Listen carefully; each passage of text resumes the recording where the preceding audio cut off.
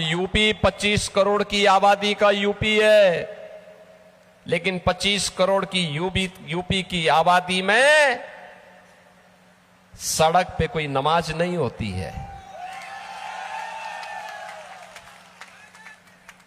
हर जनजाति समुदाय के व्यक्ति को आवास मिल गया है, जमीन का पट्टा मिल गया है, उसके पास अपना आवास है, अपनी जमीन है, उसको सभी प्रकार की सुविधाओं से आच्छादित किया गया है। राशन की सुविधा, आवास की सुविधा, जमीन की सुविधा, पेंशन की सुविधा, उज्ज्वला योजना के रसोई गैस का कनेक्शन की सुविधा, राशन कार्ड की सुविधा, पेंशन की सुविधा, आयुष्मान भारत में 5 लाख रुपए की आयुष्मान भारत की सुविधा, ये सभी कुछ आज वहां के वनवासी समुदाय के लोगों को, अनुसूचित जाति के लोगों को, वहां के गरीबों को प्राप्त हो रहा है। यह है डबल इंजन की सरकार की ताकत। कोई भेदभाव नहीं, न जाति, न पंथ, न संप्रदाय, न क्षेत्र, न भाषा, सबका साथ और सबके विकास का मॉडल देखना हो तो उत्तर प्रदेश के अंदर आप आइए, डबल इंजन सरकार के कार्यों को देखिए। और मैं इसीलिए आप सबसे कहने के लिए आया हूं, ये जो दंगाई हैं, ये जो गौकसी करने वाले हैं,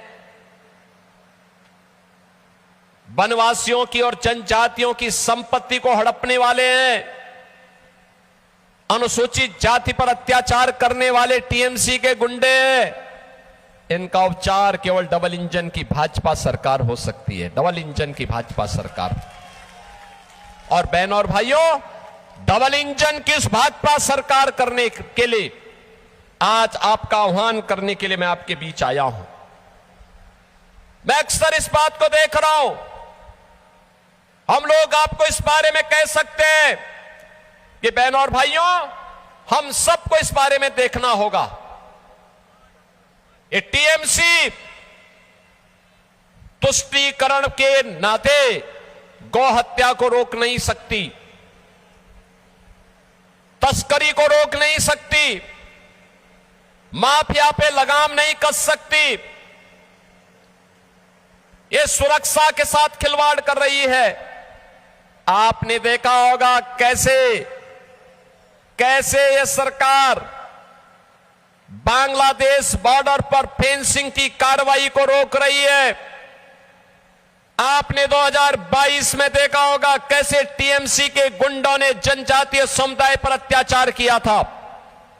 और इस सब के बावजूद पिछले 15 वर्षों में ममता दीदी के नेतृत्व में जिस प्रकार की अराजकता, गुंडागिर्दी, माफियागिरी आज बंगाल की धरती पर देखने को मिल रहा है।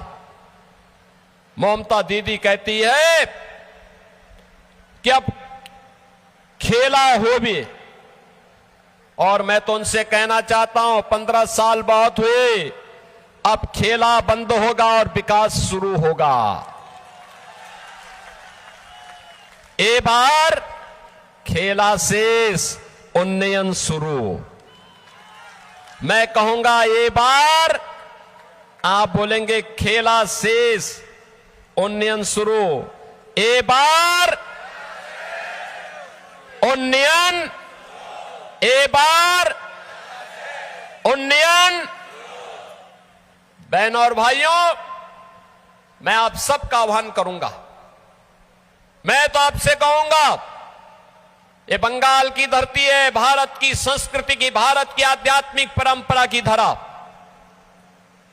हमें इस बात को तय करना होगा, बंगाल की धरती पर गौ माता को कटने नहीं देंगे और बंगाल की धरा पर हिंदुओं को बंटने नहीं देंगे।